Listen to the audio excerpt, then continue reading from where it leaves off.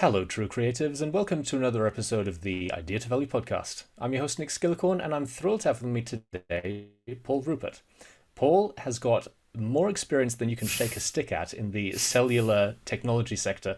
In fact, he might be one of the people who is partially responsible for you being able to use text messaging at all. So I'm very excited to speak with a pioneer both in history but also helping companies nowadays look at how they can innovate, how they can get into new markets, and learning a bit about his journey along the way. Paul, it's wonderful having you here today. Great to be here, Nick. Thank you very much for the invitation, and I hope that I can bring some value to your listeners' time over the next few minutes. Welcome to the Idea to Value podcast, where in every episode we highlight the latest insights into creativity and innovation from experts around the world. I'm your host, Nick Skillicorn. I care about the evidence behind what makes ideas happen, and I've already helped thousands of people just like you through my unique insights into recent scientific findings of how creativity works. I also show you how to turbocharge innovation programs so they finally deliver on the value and ideas you've been struggling to execute. Get your free training on how creativity can be improved by registering now at www.ideatovalue.com. Now let's get on with today's episode. So, Paul, for people who don't know about you and the journey you've been on, can you just give us a little background as to how you got started and how you got to where you are now? Well, I've been characterized as being an ambidextrous executive, which was translated to me as both private sector and public sector experience. I won't get into the public sector, but in the private sector experience, I've been in the mobile telecommunications segment for about 24 years now. I helped launch one of the first GSM operators in North America. We all recognize that as the brand AT&T right now. Back then it was Pacific Telesis, and then Pacific Bell Mobile Services, and then Singular, and then got rebranded. That's the 20-odd year arc of AT&T as we know it today. I was at the right place at the right time. I am not a technologist, but I was brought in to help in business development initiatives, and I was one of maybe 150 people who did not have any experience in the mobile telephony world, and there were about 15 who did. And I was able to learn the business from scratch and had a number of opportunities to expand my reach. Started off doing product development, after doing the business development, and then eventually I had the best job in the world. I was an international roaming director. And back then in the late 90s, that meant I got on the planes and negotiated contracts, B2B contracts with all the other mobile network operators who wanted to be able to send text messages or have voice calls out of California, which is where we were, which was our footprint. So my time was 2 weeks in the country, and then 2 weeks in Europe, and then 2 weeks in the country, meaning the US, 2 weeks in Asia, and that's how I spent about 2.5 years of my life negotiating that out. I've also, from there, moved into a startup that became one of the pioneering companies that enabled text messaging to work as it does today. We were one of a few companies that came into the business recognizing that utilizing the internet was a more effective way than utilizing traditional SMS, and traditional as being very kind in the sense that it was maybe 4 or 5 years old at that stage. And we created more opportunities for interoperability to be able to go beyond the GSM native radio format, or footprint as it's called, into other segments. So what does that mean to your audience? It means we helped you to be able to get and receive messages between Verizon and T-Mobile US or China Mobile, anywhere around the world. And that was a very innovative place. Startup, as I said, we started off with around 12 people, and 5 years later, we sold it for about $500 million. It was a good play. I mean, there's absolutely an impressive journey you've been on, and especially where you started out. So many companies nowadays say they're in the mobile space, and by that they mean they have an app, and therefore Yeah. they're a mobile company. But back in the 90s, I know some of my listeners are still old enough to remember those. I am. I didn't get They're my listening first, from the golf course or something like that right now, right? but I didn't get my first cell phone until I was 18, just to date myself a little bit. It is impressive to think back to the 1990s, when the very first generations of phones were really coming out that were portable. Before then, they were these Yes, bricks that you needed to that's right. have a separate battery pack attached to them. Um, and I just wanted to find out from your perspective, what was it like innovating at a stage where the technology was really barely able to function if we look back in that Yeah, state? and What you're was it exactly like right. being at the forefront? Yeah, first off, let me point out to your audience that I was lucky, in the context of being in the right place. So, at the right place at that time was California. Specifically for me, our company was based in Silicon Valley. And my first job, which was about a year, it was about 6 months doing business development. And relative to innovation, what I was doing was essentially putting stand-ups or kiosks in the airports because even though the radio format was the same, you couldn't get off a plane out of London landing in San Francisco and your phone would not work. So there were different types of standards on the regional basis between Europe and the United States. The old But CDMA within versus GSM. That's right. And then within GSM, you still couldn't do it because there was a GSM 1800 radio format, which has to do with cycles and all this other physics. And then the rest of the world was 900 or 800. And the reality of that was that job was done in about 7 months, as I recall. Why? Because the handset manufacturers were able to figure out how a GSM radio format from the UK could work in Southern California. So the other piece to that was, again, well, I shouldn't say Southern Cal, I should say Northern California and San Francisco. The reality was that as a product development director in a really blossoming big FD in terms of technology, meaning telecommunications, well, what's close by? Well, that's Silicon Valley, and that's venture capitalists.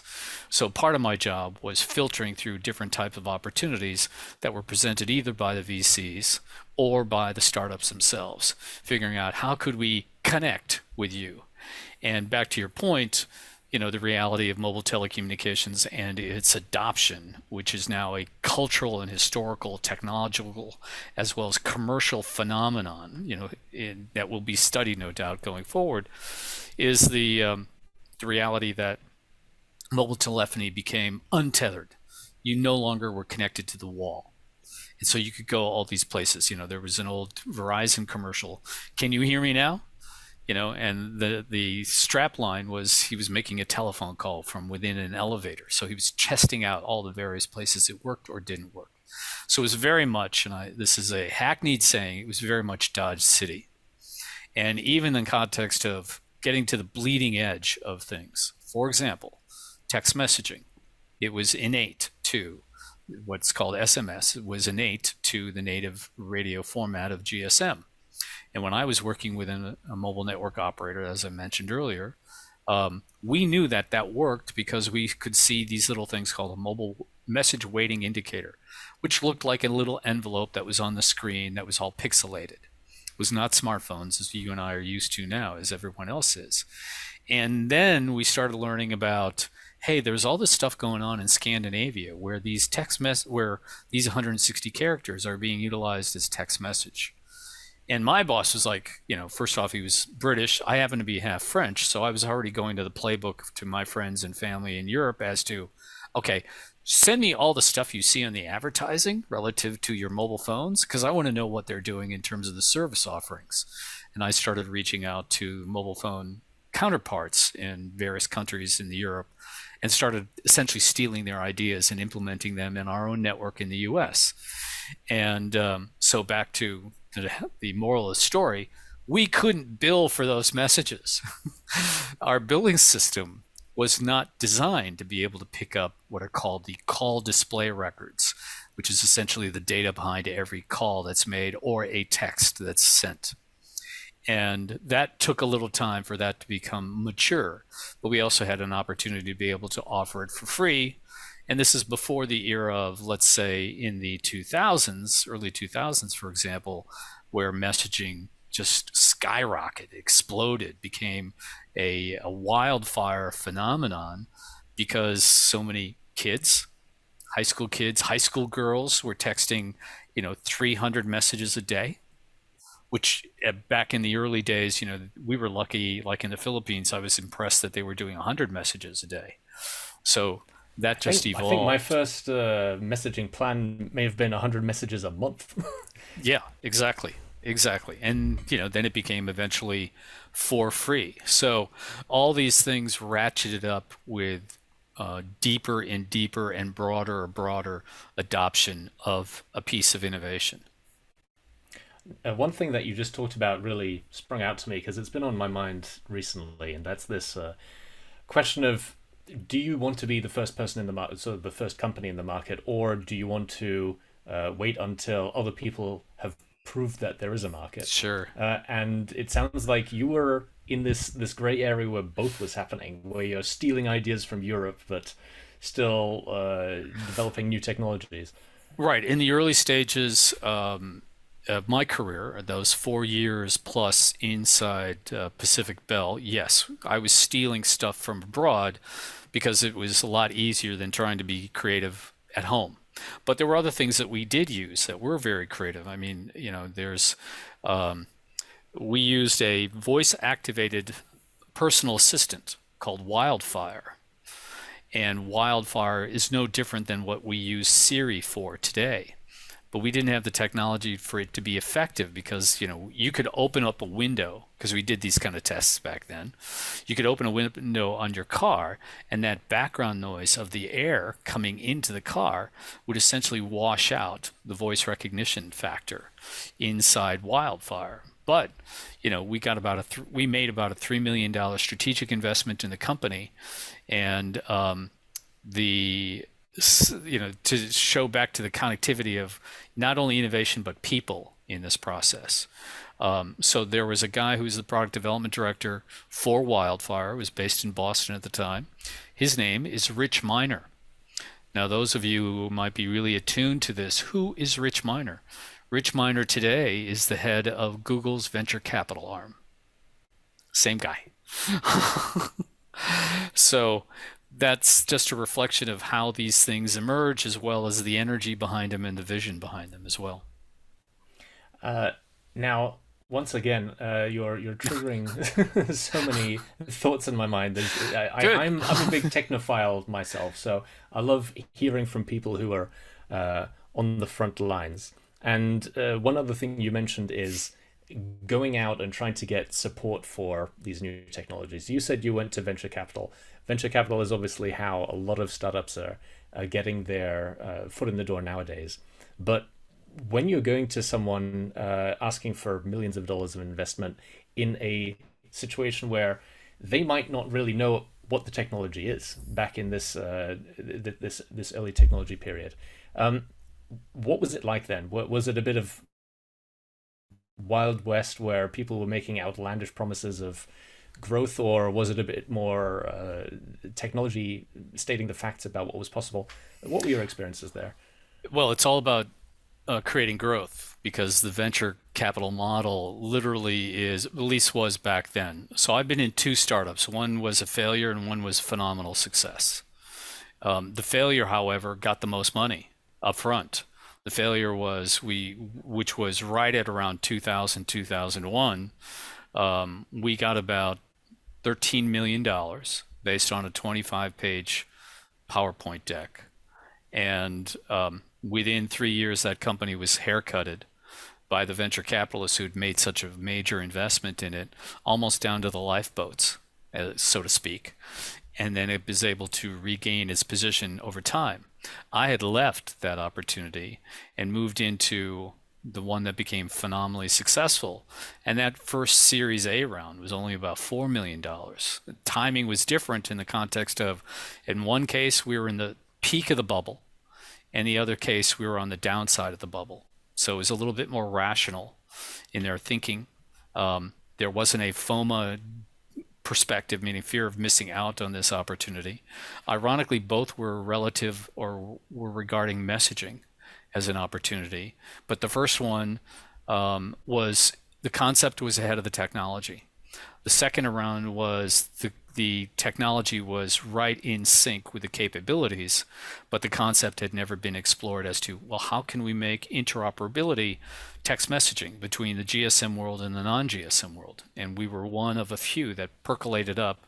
I'm not a believer that there is this specific one emergence of a company. These green shoots develop, which is exactly what happened with us, where we discovered, hey, there's this company in France that's kind of doing the same thing that we're doing, and this company in Singapore that's kind of doing the same thing as we're doing. And ironically, we ended up acquiring both of those because we had a different perspective. Our perspective was global. So walking into those opportunities, we redefined, and this is something I had a direct hand into, redefined the framework, the operating environment for the venture capitalists in the context of they were focusing on just the domestic North American market as an opportunity. And I helped convince them, as well as the board, that we should be looking at a global opportunity for the following reasons. And they bought into that mentality and they made that investment. And instead of thinking, as in most cases with startups, going from 0 to 1, that space, that time between 0 to 1 is trying to find your way, trying to find your value proposition, try to be able to apply a technology to this particular solution. And our perspective was, screw that. We're going to do 0 to a billion. And here's why we can get to 0 to a billion, utilizing network effects and a whole bunch of other aspects which are inherent in the telecommunications world. And we turned out to be right. But at the same time, it sounds like the promises made to the venture capitalist in the middle of the bubble, where you got this larger $13 million. The first one, yeah. The first one. It sounds like those promises must have been very much focused on growth. And yet you're saying your second one, the promise is to go from 0 to a billion, which let's see how that realistic that is. But at the same time, the venture capitalists were more tempered. More tempered. They were that's it. What was the reasoning behind it? Was it the pain of the setbacks that came with the .com bubble bursting?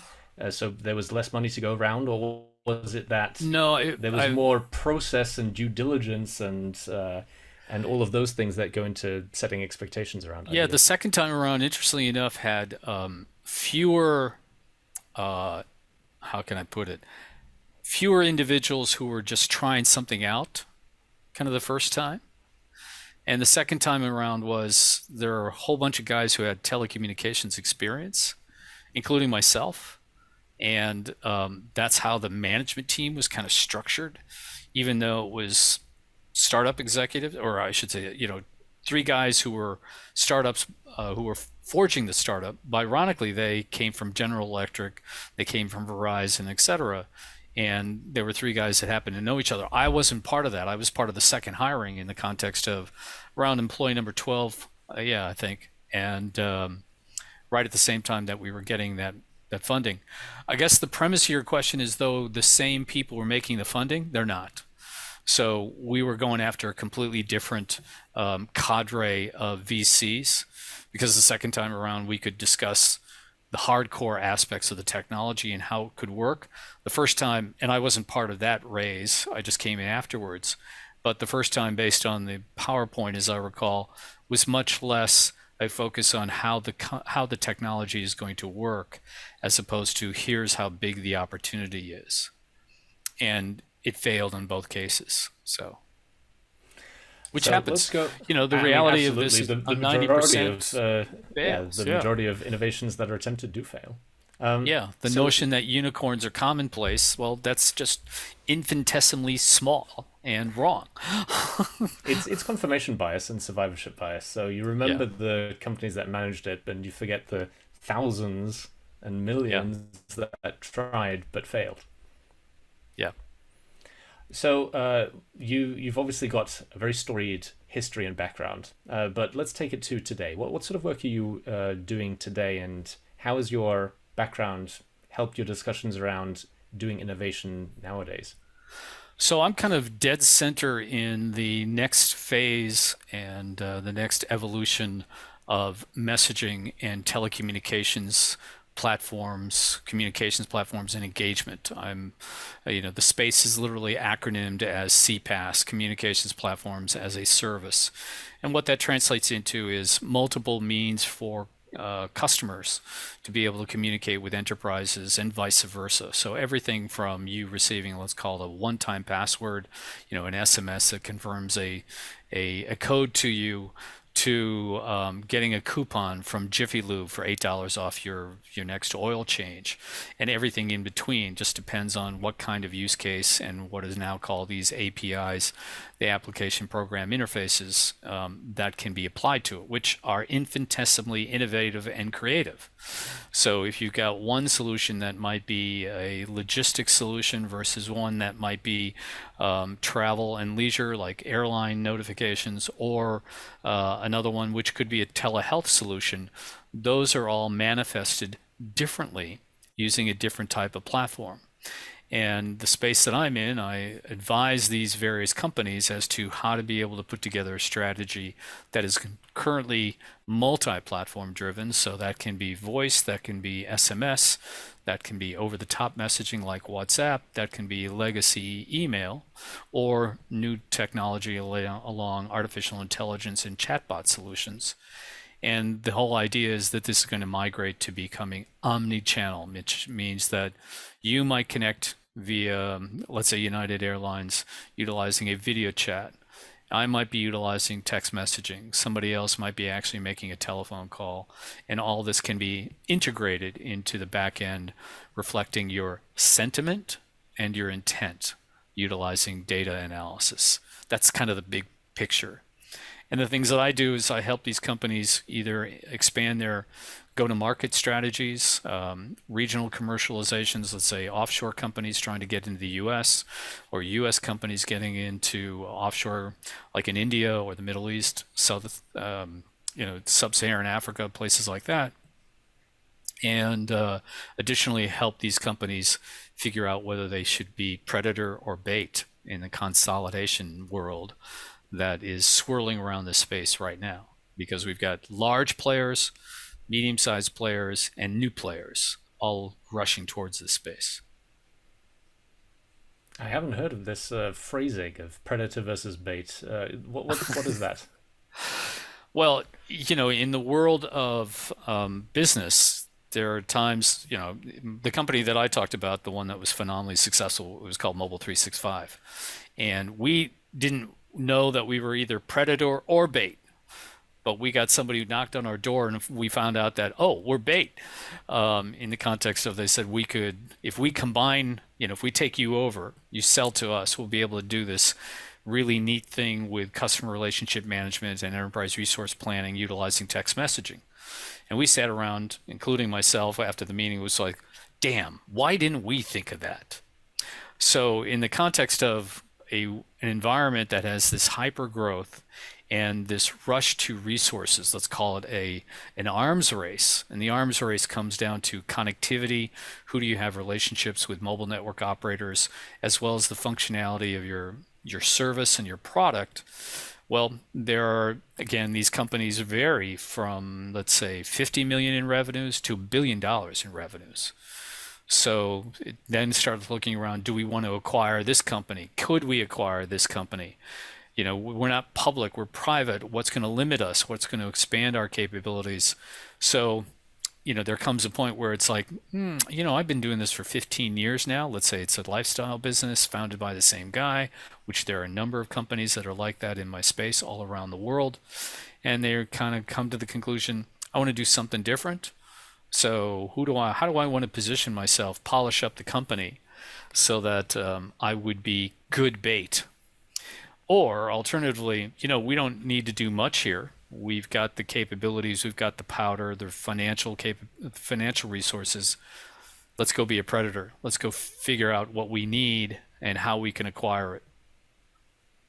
A lot of companies seem to forget M&A when they're thinking about their innovation strategy.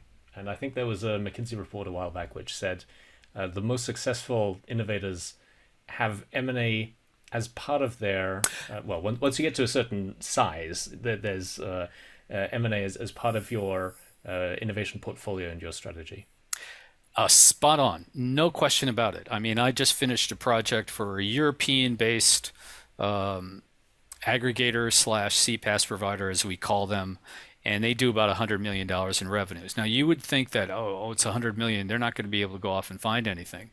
But the task was find us companies that do anywhere between 5 and 50 million in revenues in the US that we could potentially acquire, either because of geography or because of innovation, what they might be doing, or their customer base. And they were looking to go from, they were operating the mid-size business level, and they want to go to the lower level in the context of micro businesses. And guess what? Myself and my partner, we found 20 of those that fit the criteria. They made an announcement just last week that they acquired a company in Norfolk, Virginia. So the company that I'm talking about is a company called Comify. And Comify just bought CDYNE is the name of the company, I believe. So Absolutely. you don't have to be, multi-billion-dollar entity and have to go to Goldman Sachs to have a merger and acquisition strategy. Absolutely. Paul, it's been wonderful speaking with you. If people want to find out more about you and your work, what's the best place they can go to find out more? Easiest is to contact me on LinkedIn, and that's Paul R. Ruppert, and Ruppert. Perfect. I'll get that link down in the description below. Paul, it's been wonderful speaking with you, and I look forward to speaking again with you soon. Same here, Nick. Thanks very much. Thank you so much for listening. If you liked it, please like, share, and subscribe, and leave me a comment about what you thought and what you'd like to see more about. If you want to take your creativity and innovation capabilities to the next level, then invest in yourself with the premium training only available at ideatovalue.com. These exclusive training modules have all been put together by me, Nick Skillicorn, and have been used by thousands of artists, innovation leaders, and CEOs to become better at understanding the source of their creativity and executing on their innovation ambitions. And there is no risk to you, as they are backed by our money-back guarantee. Now, don't forget to go out there and make your ideas a reality. See you again soon.